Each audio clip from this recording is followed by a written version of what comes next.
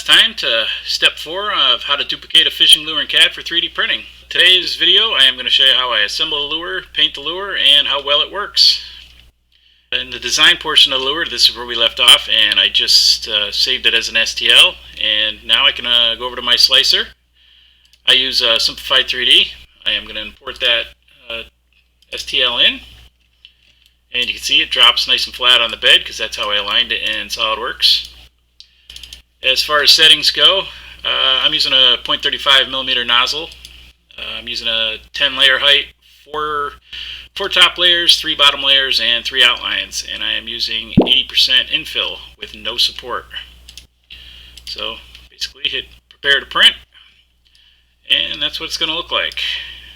I can just double check everything, make sure all the layers are looking good, and everything does. So I'm going to save this as G-code and shoot it over to the printer and go from there.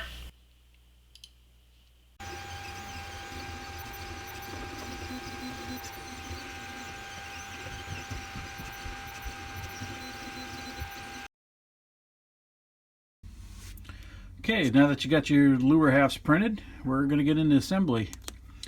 I'm going to assume you've never seen one of my videos before, so I'm going to go through what you need. You're going to need a piece of filament for pins. You're going to need some hook hangers, if that's how you designed your lure. Razor blade, super glue. This is actually CA.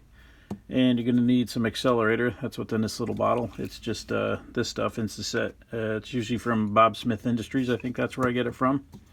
I might need a lighter. This is a 1.8mm drill bit, but a 5/32 is pretty close anyway to the filament. This is a little filament cutter I made, but you can use a razor blade too. And you're going to need a couple steel ball bearings, 1/4 inch in my case. So first thing I am going to have to do is clean up this. You can tell I don't print with supports, so the area for the hook hangers has some melted plastic that didn't sit flat in it because there was clearly no support. So first thing I do is just take a razor blade and I trim out that garbage.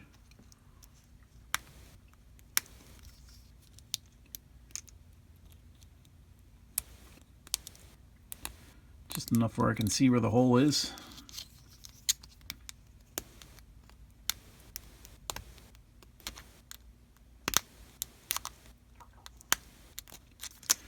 Then I take my drill and clean the hole out a little bit.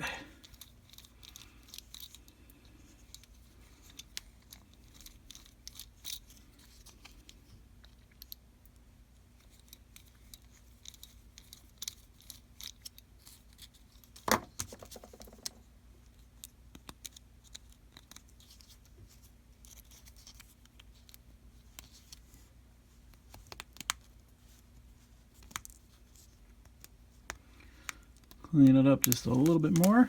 Let me get this other side done.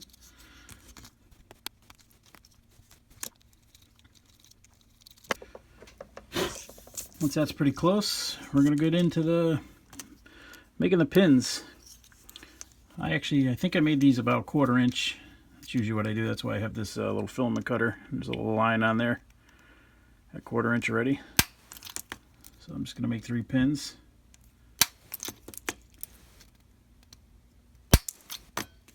Another way, if you want to do it, is just you can stick it in there, stick it in 1/2, and then pretty much just mark where it's got to be cut, and just trim it with a razor blade. I'll make a 4th one because I usually drop a couple on the floor while I'm doing this. So the next thing we're going to do is stick these pins in place.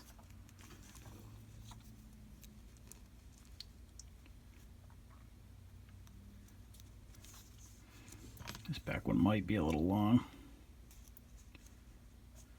And we're going to test fit everything.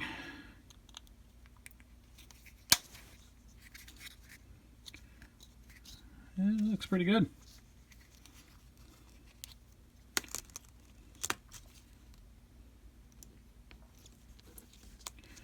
Might have to clean this up too, just so the ball fits in there.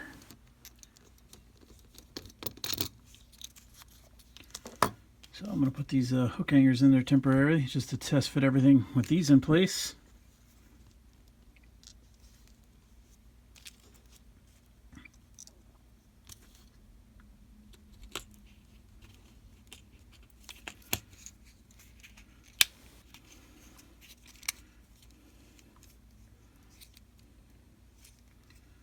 Actually, get them all lined up.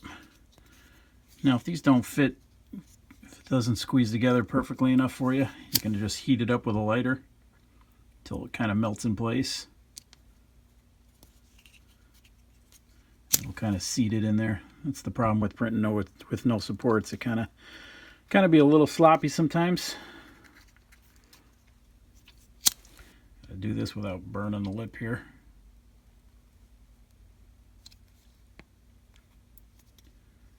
That's pretty good.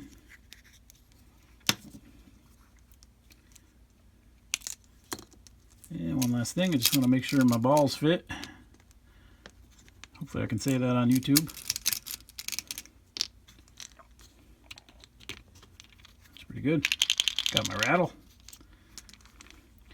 And now that that's done, it's going to be a simple matter of gluing everything together.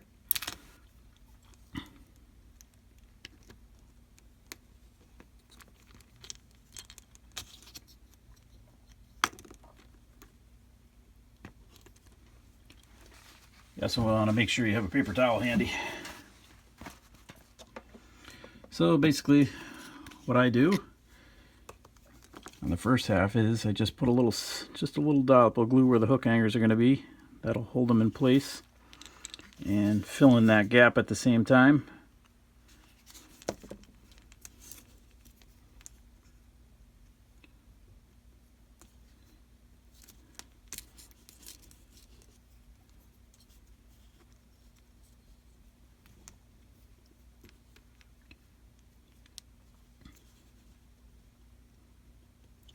Kind of just glued my fingers together there.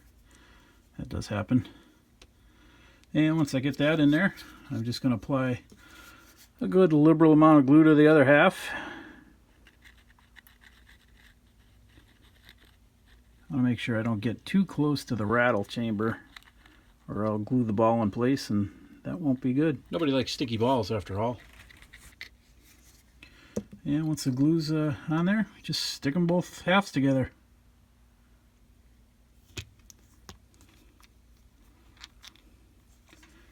Forgot to open my accelerator.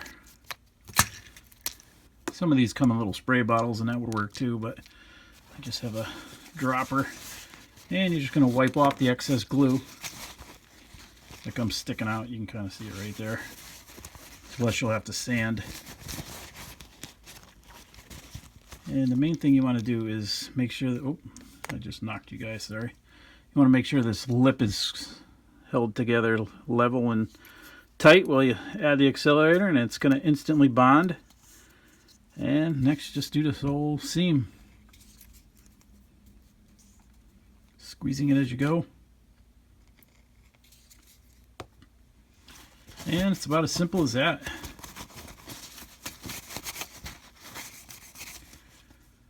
Once it's done, if you do have a seam, like a gap, you can actually just come back and fill that in. I just kind of put some on there.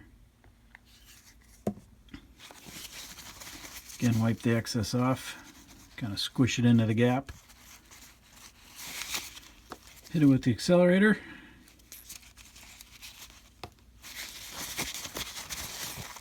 Usually I have to fill in the little gap up here anyway, because that part always seems to peel off the bed when you print it, because it's so thin.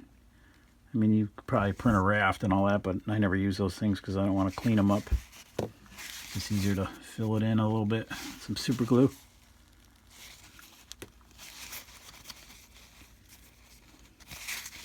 You can actually run your fingernail over the gap to see if it's actually a hole or not, or if it's lined up perfectly. And also, while I'm at it, I like to take a pair of pliers and get these as straight as I can. To start out with, you're going to have to end up tuning your lures once you're done with it anyway and get it in the water. You'll have to tune this hook by bending it left or right, or depending on the lure design. So just want to fill in around these hook hangers too, just make sure they're all sealed up.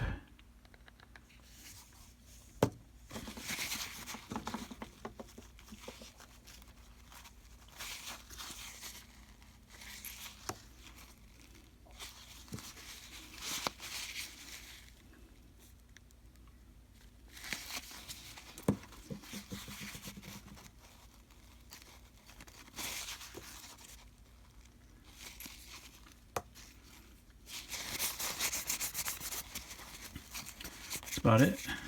Just wipe the accelerator off. And it's ready to sand. At this point, I usually use 80 grit on the seam if it's big.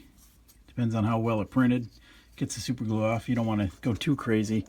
And then I also just use some, I think this is 220, just to clean everything up. So I am going to start this and fast forward so you don't have to watch me sand for 10 minutes. Okay, here we are after a little bit of sanding. Just cleaned it up with the 220.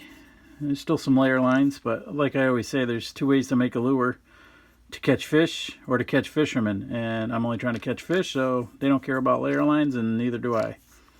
One thing I forgot to mention when I was gluing this together, a good thing to do once you're done gluing it together, is just give it a good whack on the table to make sure that rattle's still going. And once this is done, I usually just flash it with a lighter just to burn off any dust that's on it or anything before I go to paint. I mean, you can wipe it down too with maybe alcohol or something, but I don't get too crazy. But there we are. Let's head over to the paint booth and give this thing some kind of pattern. Alright, we're over at the paint booth. I've decided just to do a quick fire tiger pattern because that's what's been working for me lately. So basically, just to run down what I'm going to use for paint. White base coat.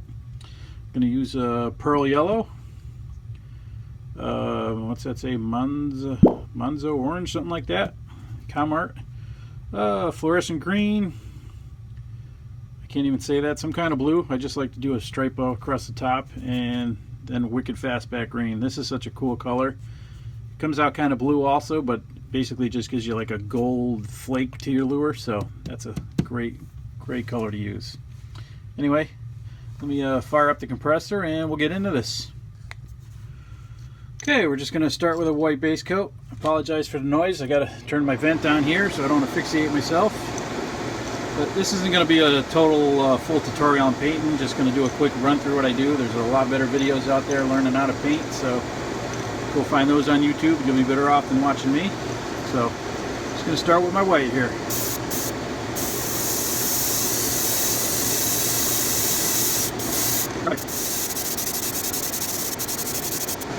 Okay, I'm going to heat set that with a hair dryer, and I'll be back to do the yellow. Okay, now onto the yellow. Pretty much just do the whole body again.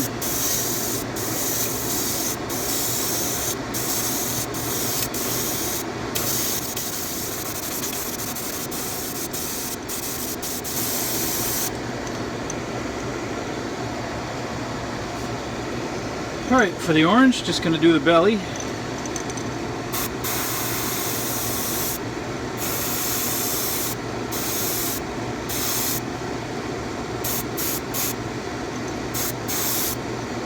Simple as that.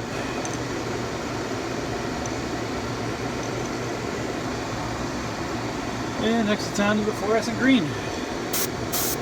Start up the top.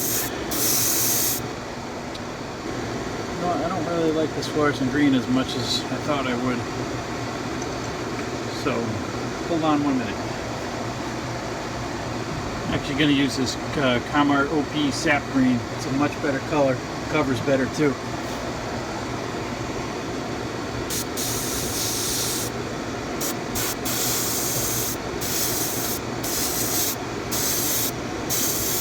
When it doesn't clog my airbrush, that is. It's kind of old.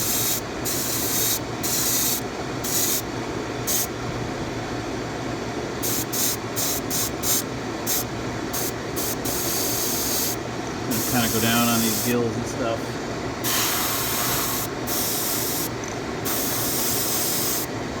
Oh man, it's getting watery though. Oh, hold on, let me heat set that.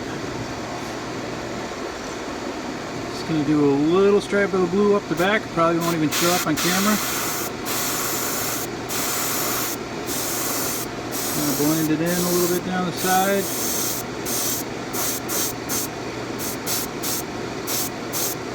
That's about it. I guess it does show up. And last but not least, I'm going to hit it with some of this fastback green just to add that gold flake to it. I don't know if you can see any flake in that. Maybe a little. hard to tell with the camera, but it looks good in person.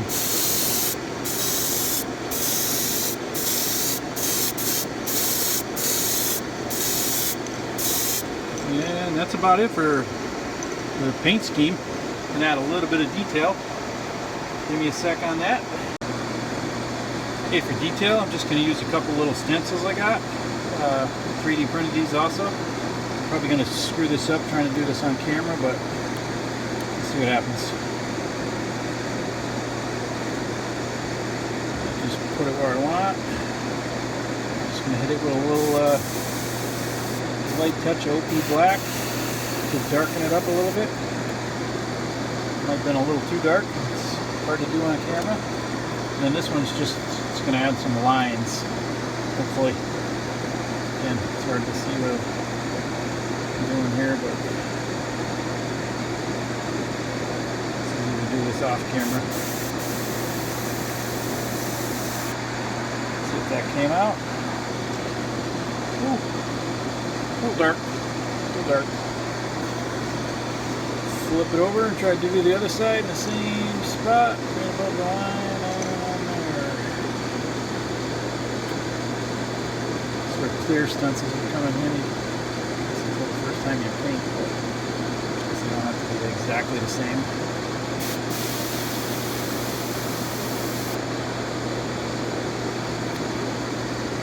It's a little better. So it kind of looks dark, but I'm not good at finesse work.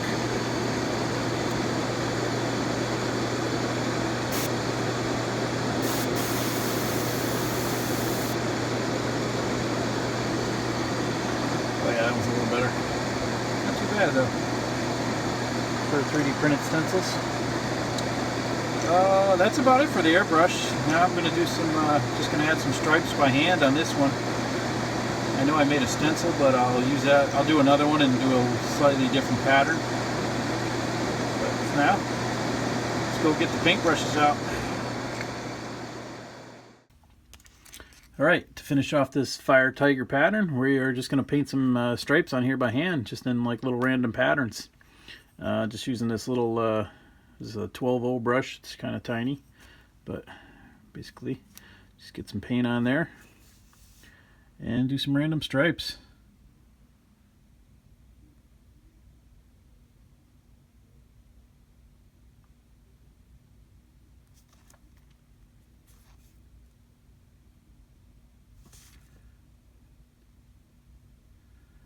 Doesn't really have to be perfect because nothing in nature is perfect.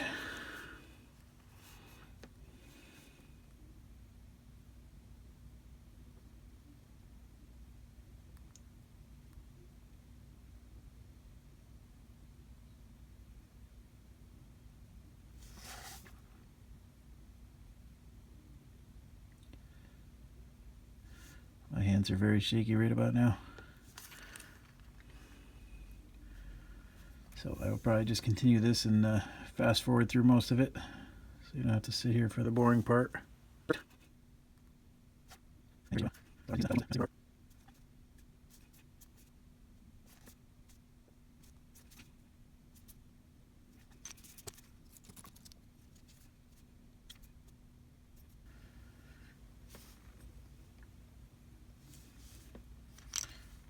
we go, simple, just random pattern. That's all you got to do.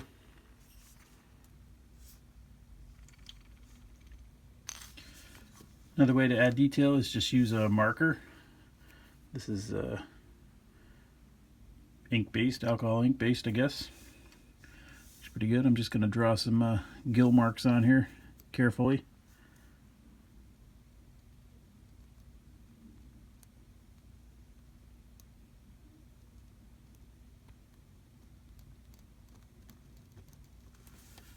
My pen's kind of dried up. That doesn't help, I guess.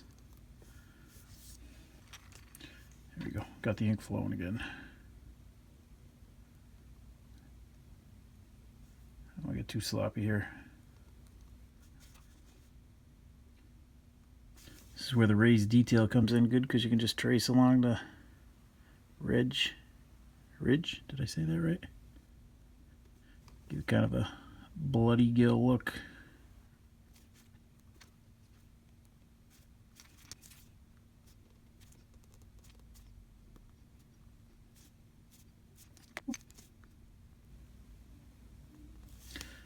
little sloppy. Hard to do this on camera.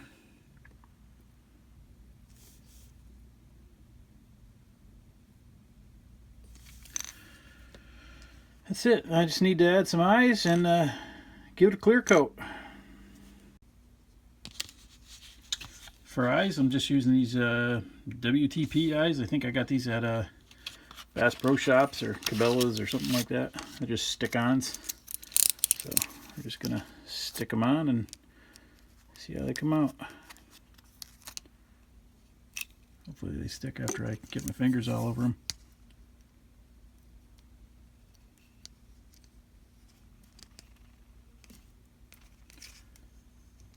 Looks pretty good.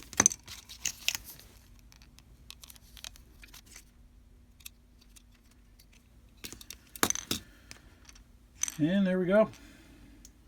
So here's the finished painted lure. The eyes are stuck on, just needs a clear coat. It looks a little dull right now, but once you get that epoxy clear coat on there, it'll brighten everything up and give a whole new appearance. So let's go do that next. Okay, for the clear coat on this, I am just going to be using Bob Smith Industries 30-minute epoxy.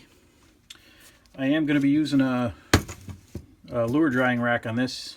I mean, this is 30-minute epoxy, so if you had to, you could just spin this by hand for a half hour sitting on a couch or something, and it would probably dry up enough not to drip.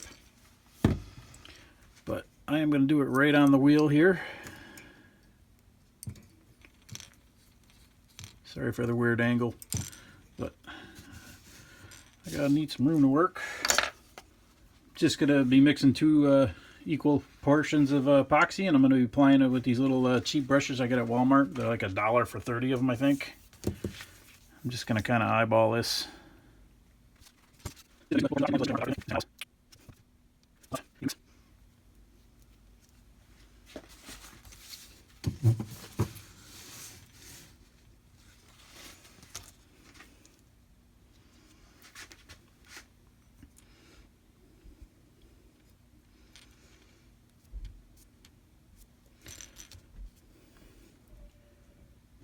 Stuff's pretty thick. I'm used to Envirotex Light, which is really thin. I've been using that UV stuff too, so that's kind of thin to brush on too. I've done epoxy in a while, and I think this is the first time I've used 30-minute BSI.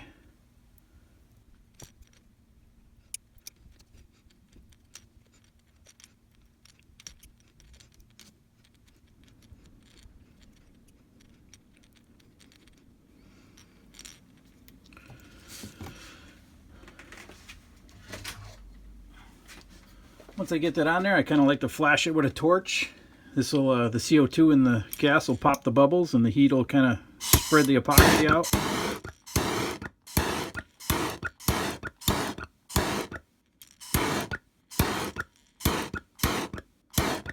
Just want to be quick about it. You don't want to get too crazy.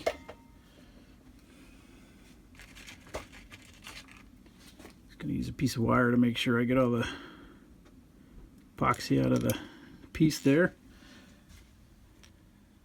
Tail thing. Next, I am just going to let this spin up for about a half hour, maybe a little more, and I'll get back and we'll show you the finished product. Just keep an eye on it while it's spinning, make sure there's no bubbles anywhere. You can tell by with a good light source, you can see any imperfections you missed. This looks pretty good. Just don't want it pooling up around areas. So I'm going to leave that alone and I'll be back. Alright, here's the finished lure after clear coating. You can definitely see that gold flake in there now. Hopefully that's showing up on camera. I used number 6 hooks on these, and it came out pretty good. I am happy with these. Overall, I mean, you can see the layer lines, but like I said, I don't really care about that because I just try to catch fish. I did, though, print a couple other ones. This one was printed, painted, everything exactly the same way, except I used 25% infill, and this one is UV clear coated. I want to test the durability on the coatings, you know, throw them into some rocks and stuff like that and see which one chips up easier. I got my little crack scale here, so we're going to compare this to the original weight-wise. That a second. The original one, this one was clear coated with UV, so let's see what it weighs in at. It's about, we're going to say 11.5. The 80% one that was epoxy coated, definitely going to be heavier. I'm sure the epoxy alone weighs enough. Yep, 13.8. And this one that was printed at 25% Invil with the UV is 11.8. So that's definitely closer to the original. So if I do some more, I'll probably stick with 25% infill. But overall, it came out great. I know I promised you guys some stencils, so I will do that after I test these out. This is another one I've done. I removed the details on these, so it's just a typical craw pattern. I made some stencils for that. So after I get these in the water and I test them out, I will show you those if I have some time. All right, see how this thing works.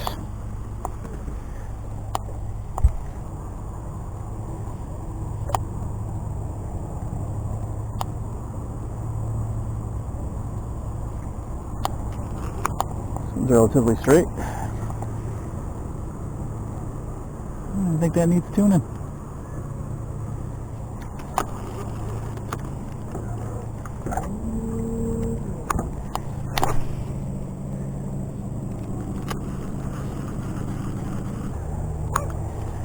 It runs about 4 to 5 feet deep.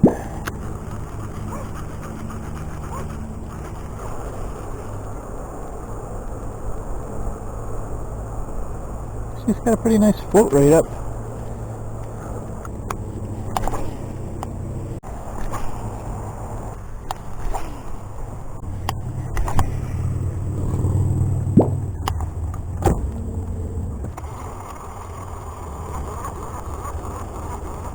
Passed over some good structure. Let's see. I don't think anything's biting today, but oh, there's one. There's a fish. Little dink bass.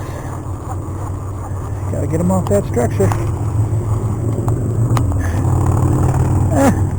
Hey. It's a dink, but it's proven.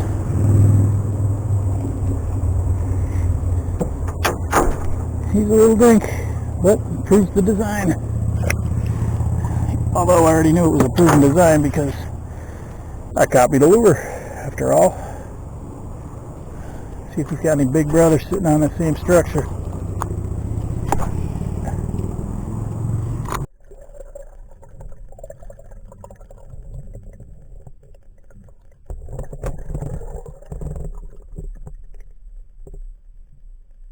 So overall, everything with this lure came out pretty well. The design's pretty close to the original.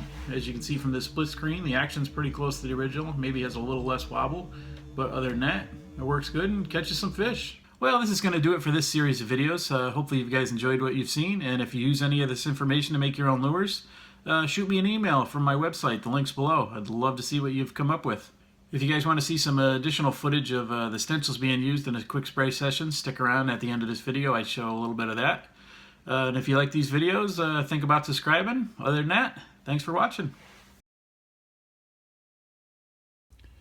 So here's the stencils I designed in step 3. These are how they printed. I did make them a little wider than I actually showed designing them, but pop these off and see, they do print with full supports underneath, which in my case snap off pretty easy. Don't really need too much cleanup here.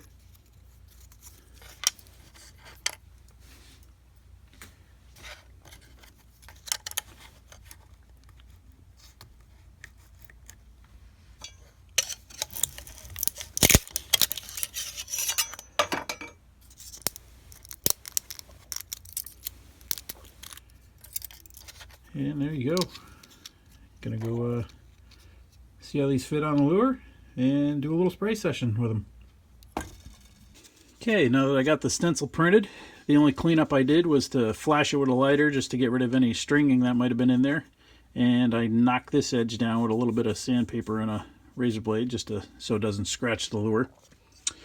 This is the lure I'm going to be adding stripes to. It's just your typical perch pattern. What I'm going to do though is I'm going to wrap this tool around it first. This is just going to give a little bit of a scale pattern to just the stripes. So it's just going to get sandwiched in there. I got to line these up. This is another reason why I enlarged the stencils a little bit. How I showed you in step 3 when I scaled them up just a tad, just so things like this can fit in there. So basically that's just going to get sandwiched in there. Hopefully it works out. Once everything's lined up, just going to put a clip on the bottom, clip on the top, and I'm going to spray some opaque black in there a little bit just to add those stripes. Let's see what happens here.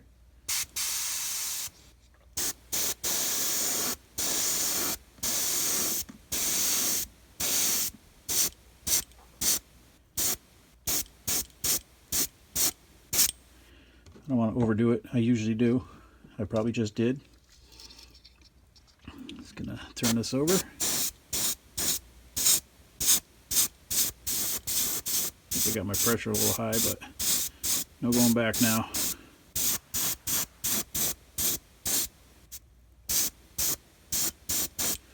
Okay, give me 1 sec. I'm just gonna heat set this with a hair dryer. All right, I'm gonna take this off, see how it looks.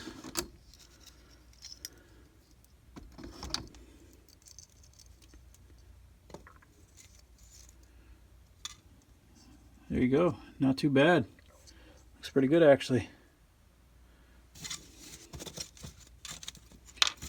And one last thing I'm going to do is just run a little black up the back. I did get some scratching on there, but that shouldn't be too bad. This is just going to blend everything in.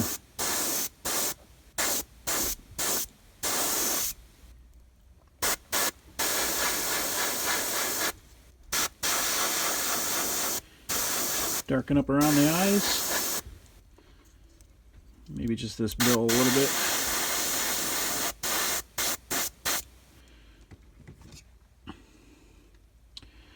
There we go on that one.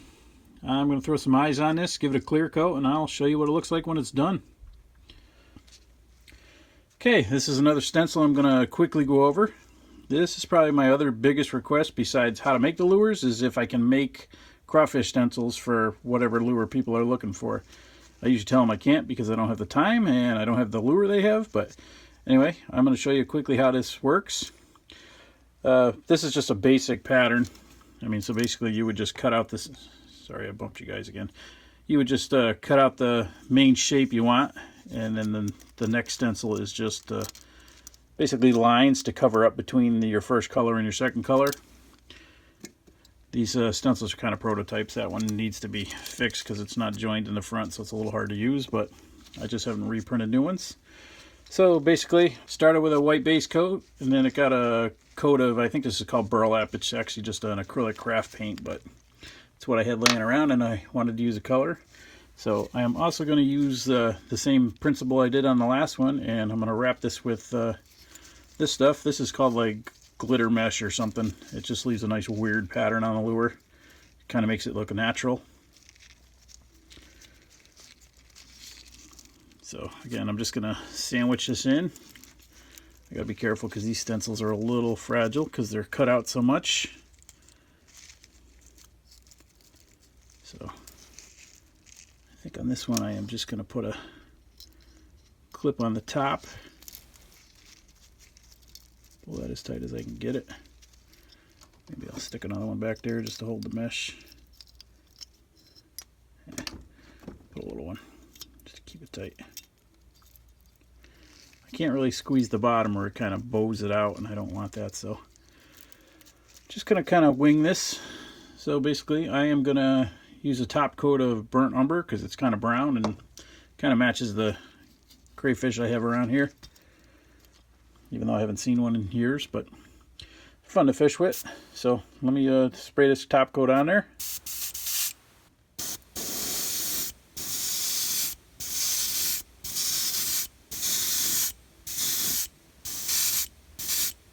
I'm not going to go too dark here, just Just a little bit. Mix things up a little. Again, it's hard to do this on camera.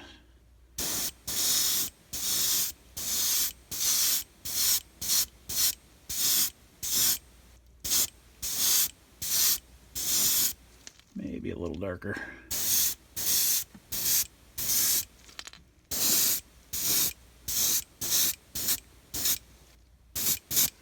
Alright, give me 1 sec. I'm going to heat set this so I can peel it off.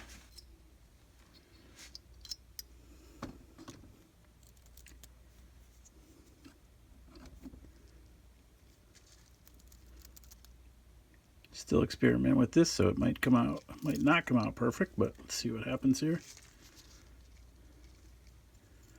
Ooh, that's pretty cool. See that weird pattern at least? Kind of gives it that natural look. Just going to spray this backbone a bit. Get what I missed. Just slightly. And up around the face.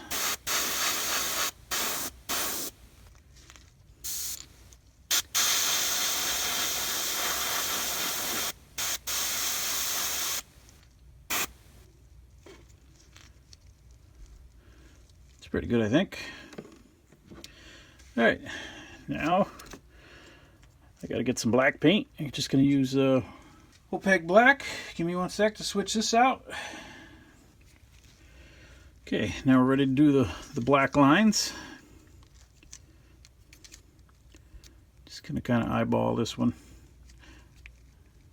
I actually forgot to trim out the hook hangers on this stencil. That's why it's just a prototype. But I've used it once, it should work again. Just gonna wing it like I always do.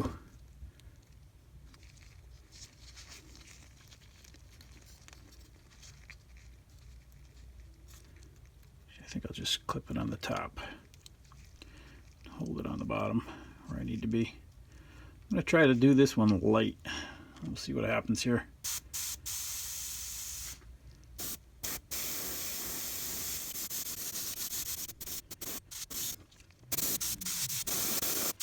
I think. Right, I'm always getting too carried away. Let's see what this looks like. Ooh, not too bad.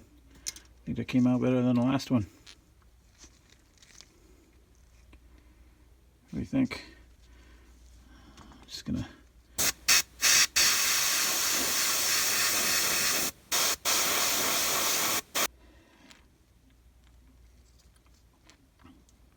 do a little more detail on this, and I will just show you what the finished product looks like at the end, because that pretty much covers the stencil aspect of this. It was off a little bit, but again, nothing in nature's perfect, so I'm not going to worry about it. Alright, I'll be back and I'll show you the finished product. And here's the final two lures that I painted with the stencils. You can see the stripes came out pretty good with the scale pattern. I also added a fin on this with those other stencils I had and made it transparent looking so the stripe goes behind it. So it looks like it pops out. I could have gave it a black shadow behind it too and it would have looked like wicked 3D, but again, I'm just trying to catch fish and not fishermen. But overall, this came out awesome. I'm very happy with it. Crayfish one came out better than I could have imagined for a second try. I added some detail on the bottom of this one too. Just used a piece of paper, just kind of like, you know, I cut out a stencil. Just spray, you move it down a little bit, spray more, a little down again. You just continue that until you get to the end and it gives it like ribs almost. I also gave it some stippling with some black and yellow, just to add some little more detail. The eyes on this one were just done by dropping UV clear on there and sticking it in the chamber for a few minutes till it hardened up and gave that dome appearance. They're really not painted, so they kind of look silverish. I mean, there's black paint under them, but came out pretty good. Overall, I'm very happy with that, how the stencils work for simple stencils with just a couple cutouts. But basically, that's how you use the stencils. If you guys made it this far in the video, I just want to say I appreciate you watching, and I will see you in the next one.